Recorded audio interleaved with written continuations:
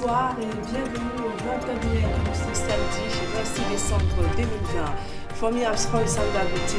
Bonsoir Nadine Yambo. Good evening ladies and gentlemen. Thanks for joining us on another edition of our bilingual newscast. We are live from Cameroon's economic capital city, Douala, Equinox Central News Desk. In our top stories, a sad Boxing Day in Buea, chief town of the southwest region of Cameroon, as two secondary school kids are reported drowned. And on the Gaundere-Garwa highway in the northern regions of Cameroon, one person is reported killed and several others wounded following a road accident. We shall tell you more on these stories and others in this edition of the news. À la une de ce journal, élection présidentielle en RCA, la colère de l'opposition après le rejet de ses recours appelant au report ou l'annulation du scrutin prévu demain. Et dans ce journal également, vous suivrez l'ambiance qui règne à Bangui à la veille de ce double scrutin. Des Centrafricains s'attendent à des jours meilleurs au lendemain de ces élections. Et la communauté internationale appelle au calme. Voilà pour le sommaire.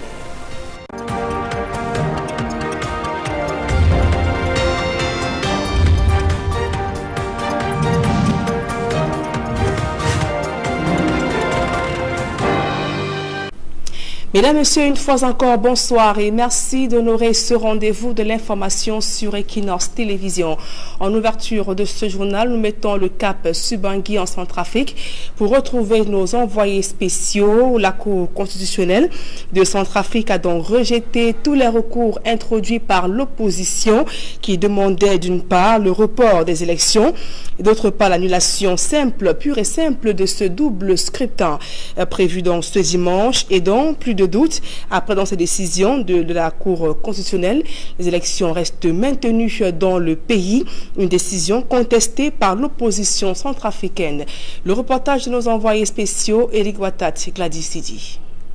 Pas de report d'élection ici en République centrafricaine. C'est ce qui ressort de l'audience publique qui s'est tenue à la cour d'appel de Bangui. Elle a duré quelques minutes et elle a été un sérieux revers pour l'opposition centrafricaine, dont 6 candidats, parmi lesquels Anissé Georges Dologuélé avait déposé des recours auprès de la Cour constitutionnelle. Et donc, selon le verdict qui a été donné, l'élection aura bel et bien lieu ce dimanche 27 décembre 2020. L'argumentation principale soulevée par les requérants s'appuie sur l'article 115 du Code électoral, au terme duquel, en cas de retrait d'un candidat à l'élection présidentielle entre la publication de la liste provisoire des candidats et le premier tour, la liste définitive, donc la loi dit que les élections sont entièrement reprises. Et donc c'est une disposition qui est contenue dans le code électoral. Mais vous savez qu'il y a également certaines dispositions de la Constitution en fonction desquelles le chronogramme électoral a été établi. Il s'agit de l'article 36 de la Constitution qui dit que l'élection du chef d'État a lieu entre le 90e jour et 45e jour qui précèdent la fin du mandat du chef de l'État. Et donc, en fonction de cette disposition, la date du premier tour a été fixée le 27 décembre 2020 qui correspond au point de départ des 90 jours. Et le 45e jour, c'est le 14 février. Or, le processus électoral centrafricain est un processus électoral à 2 tours. On ne peut pas organiser des élections sans pour autant inclure les 2 tours dans les délais de 90 jours à 45 jours. Donc, on est obligé dans le respect de la Constitution, de faire en sorte que les 2 tours de l'élection présidentielle soient comprises entre ces 2 dates. Étant donné que l'application de l'article 115 du Code électoral ne peut pas l'être sans bousculer la Constitution, la primauté de la Constitution exige que les dispositions constitutionnelles soient privilégiées.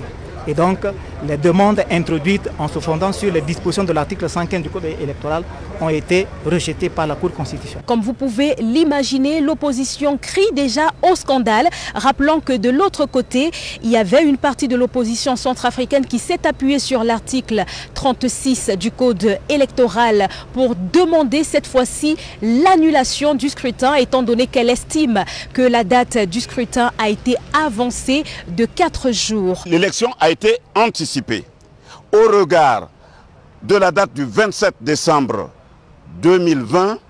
Les élections groupées en République centrafricaine ont été anticipées de 4 jours. Additionner 5 plus 31 plus 28 plus 30. Ce sont les durées qui vont du 27 au 30 mars. Vous verrez que ça fait 94 jours, alors que l'article 36, alinéa 2 dit entre 45 et 90 jours au plus. Désormais, tout se jouera dans les urnes. Nous sommes à quelques heures de ce double scrutin législatif et présidentiel en République centrafricaine. Depuis Bangui, pour Equinox Télévision, nous sommes Eric Ouattat et Gladys Sidji. L'ONU s'est dit également préoccupée par la situation socio-politique en République centrafricaine. Elle a tenu ce jour une réunion d'évaluation avec les observateurs électoraux en vue du déroulement de ce bon déroulement de ce scrutin. L'ONU affirme également avoir renforcé les effectifs de la MINUSCA sur le terrain pour assurer la sécurité. Dans le même temps, le président sortant, Faustin Archange Touadéra, s'est entretenu ce jour avec les observateurs électoraux à la veille de ce double scrutin. Une fois de plus, nos envoyés spéciaux, Carlos Minoui et Guizoko. Les heures qui précèdent la tenue des scrutins présidentiels et législatifs ici en République centrafricaine sont marquées par quelques inquiétudes. Inquiétudes notamment après l'annonce de la levée du cessez-le-feu de 3 jours par la coalition pour le changement CPC, qui a indiqué, selon ses propres termes, avoir repris sa marche implacable sur Bangui. Inquiétude encore après que l'Organisation des Nations Unies, la MINUSCA, a annoncé la mort de 3 casques bleus suite à des combats face aux rebelles à l'intérieur de la RCA.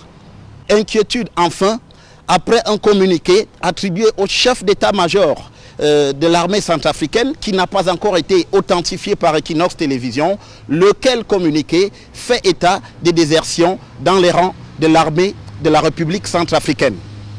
Mais au-delà de toutes ces inquiétudes, il existe aussi des motifs de réconfort. C'est le cas notamment avec cette réception des observateurs internationaux électoraux par le président centrafricain, le professeur Faustin Archange Touadéra, au palais présidentiel.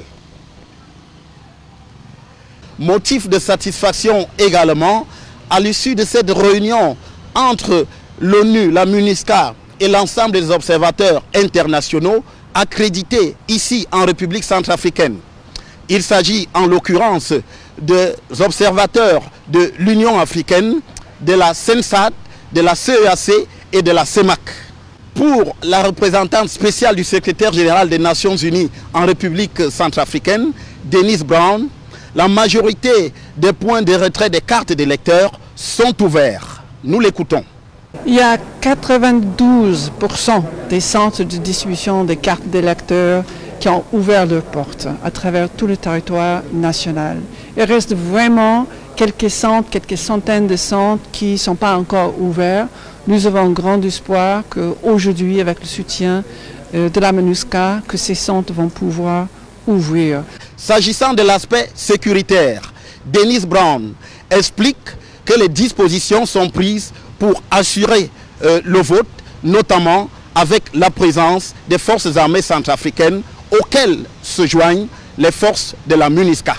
Il y a eu quelques attaques ciblées par 3 groupes armés alliés avec quelques acteurs politiques. Le MINUSCA est sur alerte maximum et nous avons fait venir 300 casques bleus additionnels de notre mission dans le Sud-Soudan pour renforcer le dispositif qui est déjà très fort et pour protéger la population et protéger le jour du scrutin.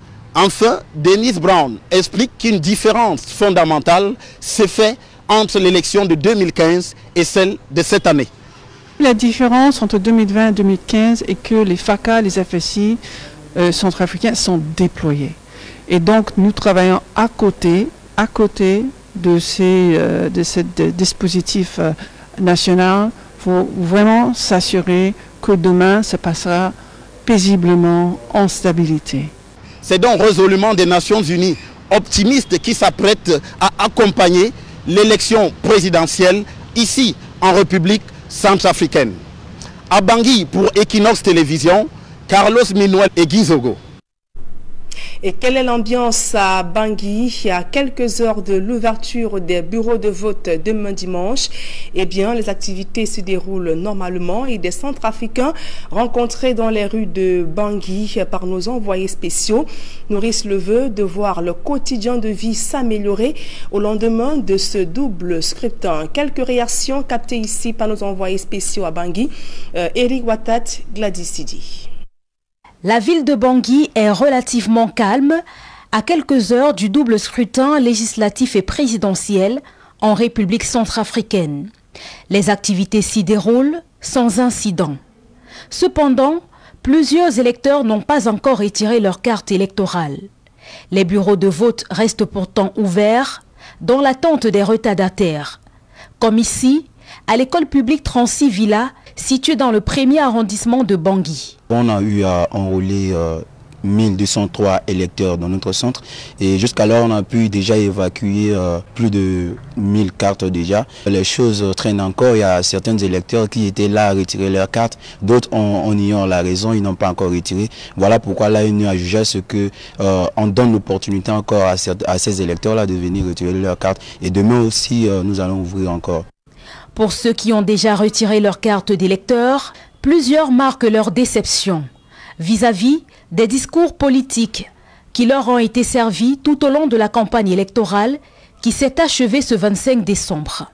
On a assez marre des discours de nos dirigeants qui se disent voilà, on va faire ceci, on va faire cela et après les élections, tout ce projet, toute cette profession de foi, et ça va rentrer dans l'eau. Je demande à nos dirigeants vraiment s'ils sont pour la République centrafricaine. Ils aiment vraiment ce pays. Il est temps maintenant d'agir du côté de sécurité, santé, l'éducation et l'infrastructure. Les Centrafricains veulent en finir avec le cycle de violence dans lequel le pays est plongé depuis 2013. Nous souhaitons qu'il y ait la paix sur toute l'étendue du territoire et que tous les Centrafricains aillent voter massivement. C'est ce que nous souhaitons. Nous ne voulons pas que ce pays recule toujours en arrière. Nous voulons que nous puissions avancer.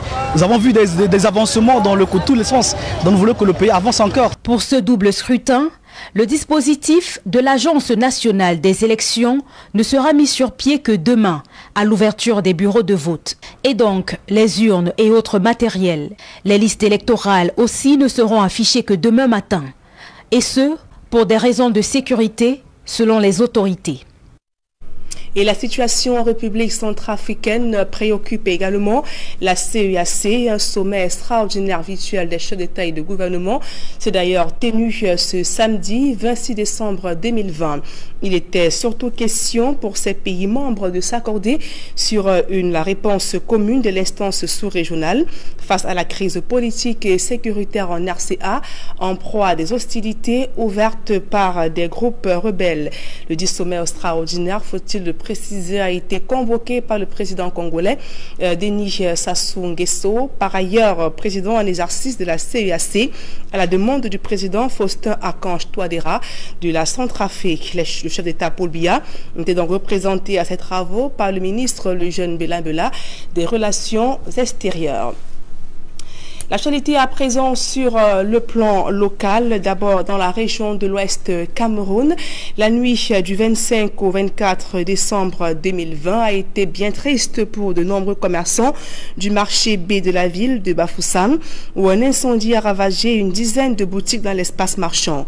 Selon quelques témoins, l'origine du feu serait due au retour brusque de l'énergie électrique après une coupure dont le feu a pu être maîtrisé grâce face à la prompte réaction des populations qui déplorent la lenteur des sapeurs-pompiers durant cet incendie. Et à Boya, dans la région du sud-ouest Cameroun, 2 jeunes lycéens ont trouvé la mort ce jour après une noyade dans le sud-ouest. Les jeunes lycéens, élèves au lycée de Moliko, sont allés se baigner dans une piscine après une soirée bien arrosée du 25 décembre 2020. Ils ont donc décidé de poursuivre la célébration lors d'une partie de nage. Malheur en après, ils ont donc trouvé la mort et selon des témoins, ces jeunes étaient ivres au moment des faits.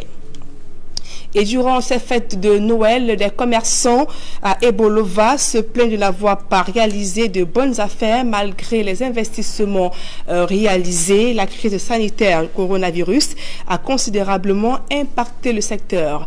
Là-bas, les fidèles chrétiens, protestants comme catholiques, ont donc choisi de passer le réveillon de Noël dans la prière et la méditation. Roger Takala, Isabelle Carole Zoupet. La paroisse Notre-Dame de Fatima et Saint-Jean-Bosco de Kobos à Ebolova, les fidèles chrétiens célèbrent la naissance du Christ. Cet accueil du Sauveur de l'humanité est un moment important dans la vie de chaque chrétien, d'ailleurs appelé à mener une vie à l'image de celle du Christ. Un enfant est né pour donner à chacun d'entre nous ici la joie de cet enfant. Prenez soin de vous. Alcoolique, prenez sur la porte.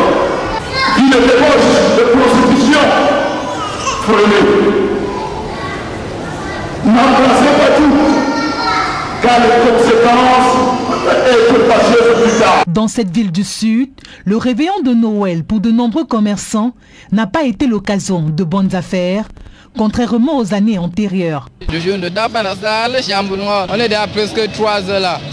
Normalement, à l'heure-ci, ça nous trouve toujours à la maison. Oh, aujourd'hui là, c'est un peu dur. Peu importe le secteur d'activité, les plaintes sont les mêmes. Depuis presque 19 heures qu'on a fini les installations, je suis à 3 photos, nous sommes déjà à minuit. Ces commerçants gardent tout de même espoir que durant la fête de Nouvel An, leurs activités ne tourneront plus au ralenti.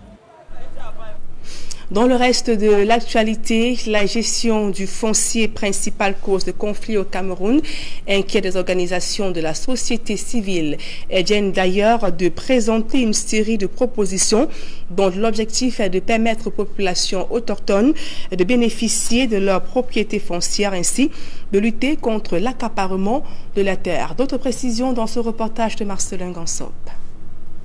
Vieux de 46 ans, les textes qui encadrent le foncier au Cameroun sont dépassés et nécessitent un profond toilettage. Le système foncier au Cameroun aujourd'hui est construit sur des textes qui datent de 1974. Donc les textes sont vieux, ils ont 46 ans d'âge. On peut s'attendre à ce qu'ils ne soient plus totalement aptes à encadrer la gestion foncière dans notre pays. Aujourd'hui, la pression est plus forte, on a plus d'investisseurs dans le secteur minier, forestier, les agro-industries, on construit plus d'infrastructures.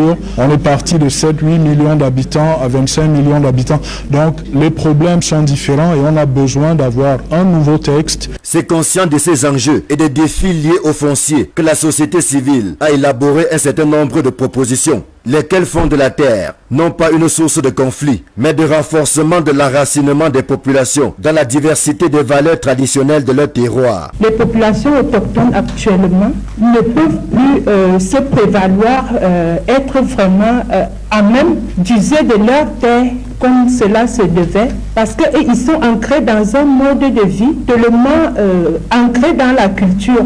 Et c'est ce que la loi actuelle ne permet pas. Ces organisations de la société civile sont particulièrement préoccupées par la question des cessions de terres à grande échelle. C'est une atteinte aux droits des communautés qui voient leur écosystème être détruit ou reconverti, notamment dans les monocultures. C'est une atteinte aux droits des communautés paysannes qui ne peuvent pas assurer l'équilibre alimentaire en développant l'agriculture familiale, par exemple, parce que n'ayant plus d'espace, n'ayant plus accès à leur terre. Pour avoir un espace qui excède 50 hectares, c'est le président de la République qui doit signer cette concession.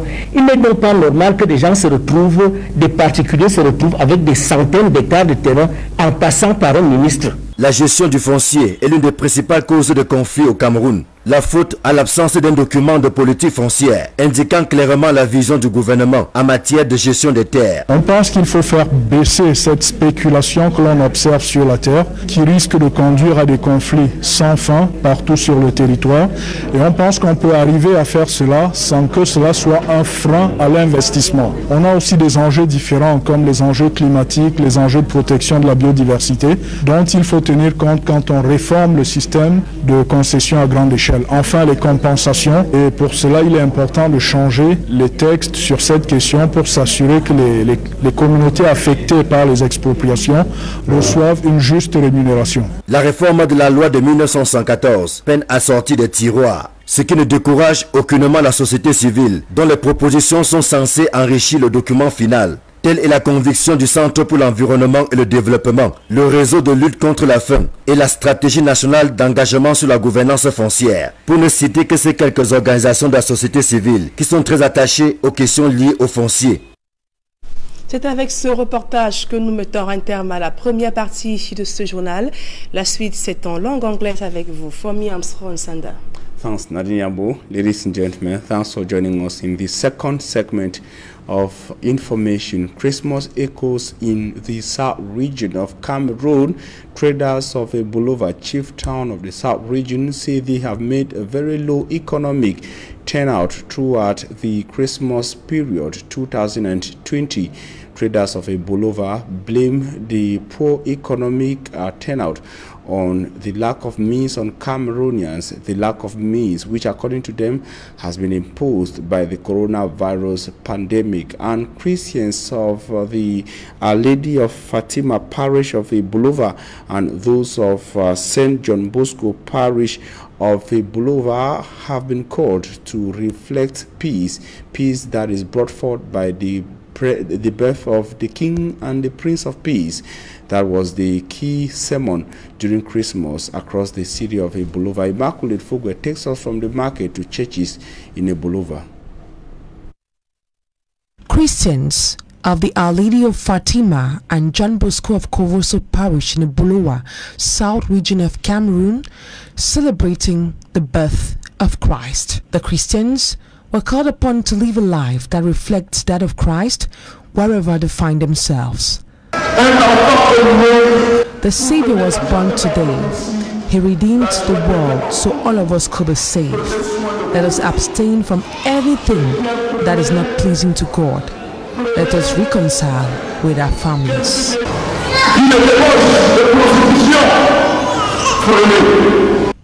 Meantime, civil traders in the town of Bulova say they are disappointed with the poor sales recorded this year.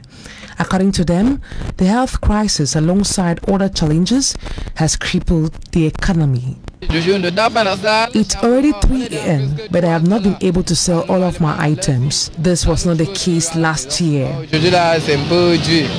I was here since 7 p.m., but I have taken just 3 pictures. It's already midnight.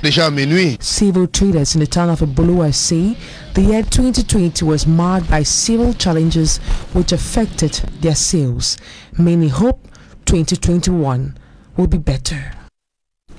In Bamenda, chief town of the northwest region of Cameroon, internally displaced persons of the armed conflict in the northwest and southwest regions of Cameroon say they are grateful to have benefited from the over 600 million worth items sent by President Paul Biya to IDPs of the Anglophone crisis.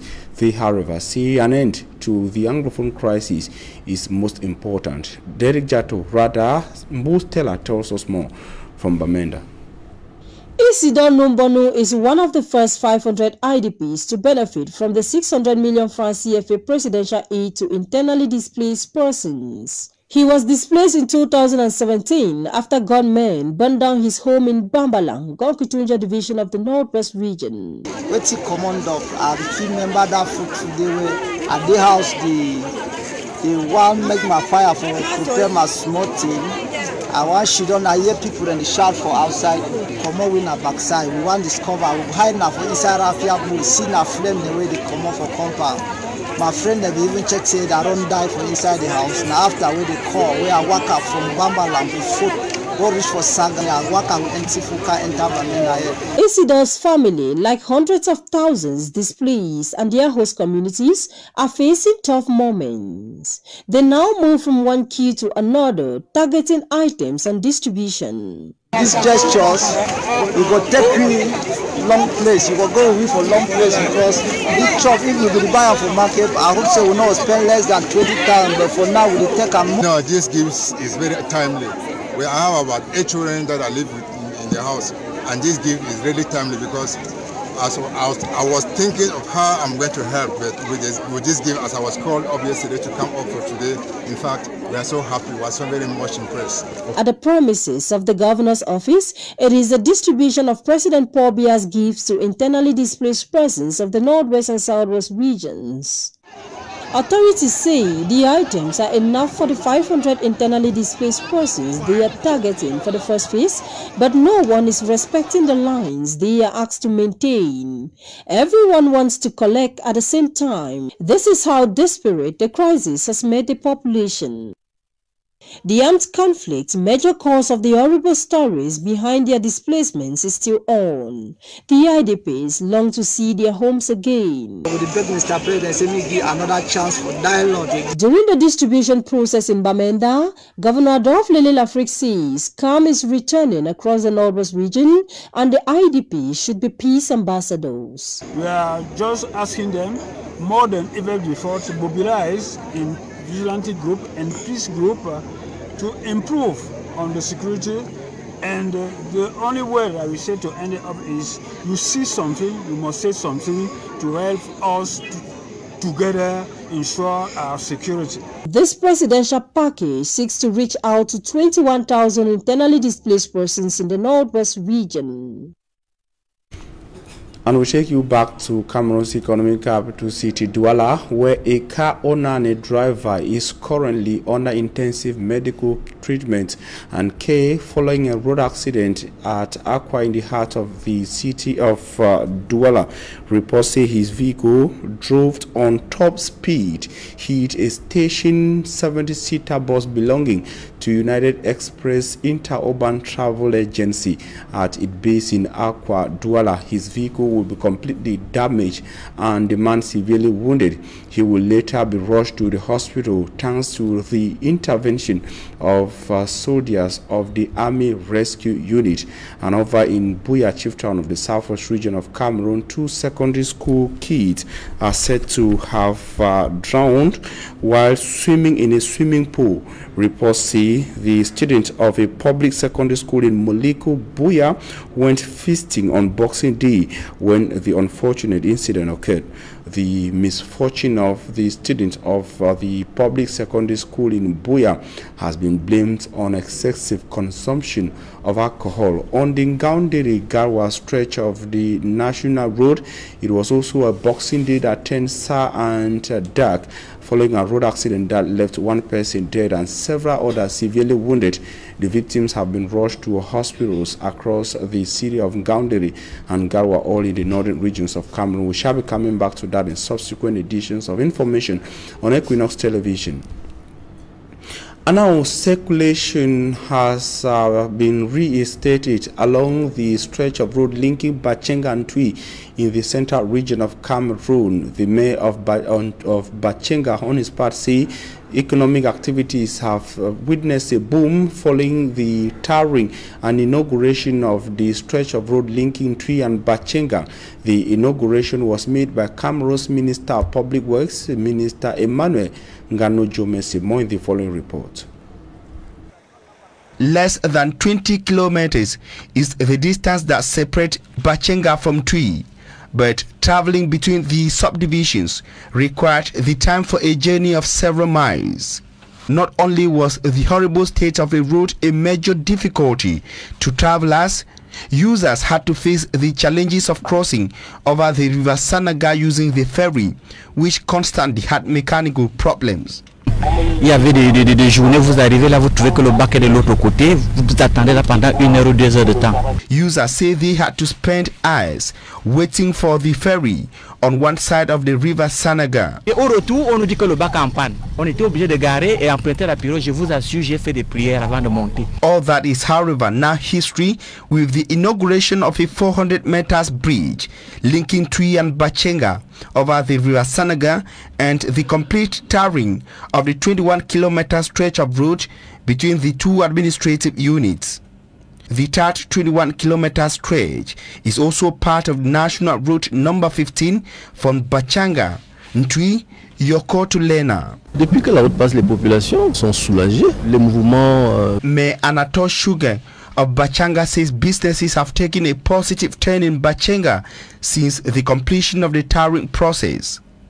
Crossing over the bridge with his entourage, the Minister of Public Works in Cameroon, Emmanuel Gano Jomesi, assessed the quality of work done and said he was satisfied and impressed by the performance of the construction company. Je suis très satisfait de l'expertise, du professionnalisme de l'entreprise des travaux ainsi que des missions de contrôle. The project also saw the construction of social and economic structures in Twi and Bachenga, notably the construction of a multipurpose youth center at Bachanga and the rehabilitation of the government high school Bachenga. And over 400 meters of stretches got rehabilitated in Bachenga and over 600 meters rehabilitated in the town of Ntwi, according to Minister Emmanuel Gano Jomesi. The wish of the local inhabitants in the area is to see the tarring extended to the other stretches of the National Route number 15. That report from the central region of Cameroon brings us to the end of the bilingual newscast on Equinox Television. We thank you for your very kind attention. Nadine Yambo and I wish you a nice evening, Nadine. Have a nice evening. Merci, Fomi Armstrong Sanda, meilleur à vous. Fin de ce journal. Mesdames et messieurs, merci pour votre aimable attention et passez d'agréables moments en compagnie de nos programmes qui se poursuivent.